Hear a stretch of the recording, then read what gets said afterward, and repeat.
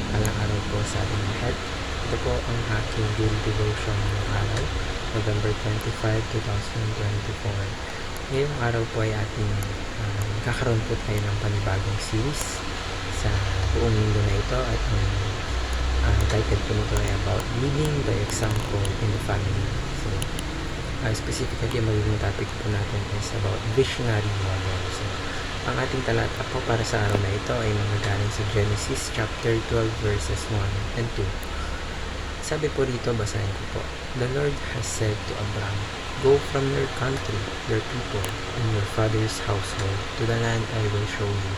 I will make you into a great nation and I will bless you. I will make your name great and you will be a blessing." Ngayon po tayo po dadako sa mga katuruan na natutunan mula sa talata nito. Ano po? Visionaries are role models for their family. So, yung mga visionaries po bilang visionary ng iyong pamilya, ikaw ay isang role model. So, whether you realize it or not, yung pamilya mo nakikita ka kung paano ka mabuhay o paano mo pinipili yung mga choices sa iyong buhay, yung mga priorities na sinaset mo. So, if you live with a purpose and direction, yung pamilya mo na encourage din na gawin yung ginagawa mo. So, ganun din sa kabaliktaran, if you focus on scattered or centered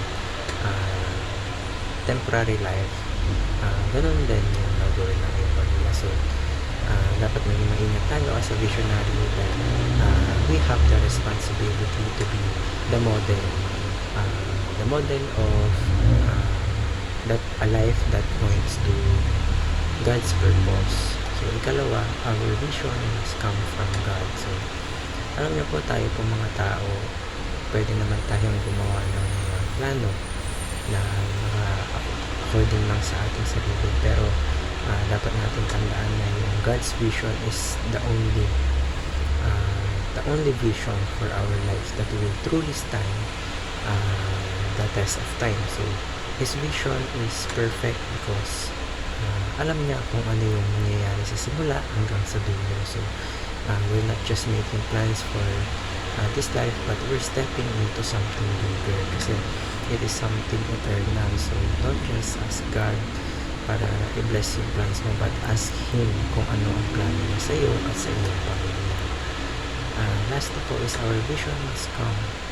I mean our vision must focus on eternal values. So, minsan we are caught up chasing temporary things. For example, pera, status, accomplishments, etc. So, and while those things can be good, yes, they can be good sometimes, but they're not the most important. Yung mga bagay na yun, hindi po yan ang pinaka-importante. You know what? What's the most important thing or what's matter the most is the one that lasts forever. Faith, love, leading others to Christ. So, when our vision is connected in eternal values, we live with purpose and yung legacy natin talagang towards on God. So, paano natin apply itong mga katuruan na ito? Ano po? Be a visionary role model for your family. So, ngayon pa lang habang napapanood ito, simulan natin maging visionary role model sa ating pamilya. It can start with you. So, if you want na yung family mo na magkaroon ng buhay na may purpose and sundin ang vision ng ating Diyos, simulan mo. You need to model that for them. So, ikalawa, prioritize eternal visions over temporal ones. So, matulog po tayo magkaroon ng mga priorities. Alamin natin kung ano dapat natin priority and yung eternal vision. So, i-set aside po muna natin yung mga temporary gaya ng ibang bagay. Like, dapat meron po tayong goal, priority, decision. Dapat maayos yung decision natin. Dapat it is connected to our God, to our eternal plan. So, dapat alamin natin yung gagawin natin sa buhay natin, kung ano nga ba ang magiging impact ng mga bagay na ginagawa natin sa buhay natin. So, dapat let's be wise. At ikatlo, lead your family to follow God's vision. So, don't just live out God's vision alone, but isama mo rin yung pamilya mo alongside you. So, for example, you pray together, mag-usap-usap kayo about God. So, for example, kahit sa simpleng pagbabanding mo, for example, kahit nanonood na kayo, magkakasama lang kayo, then pwede mong gawin.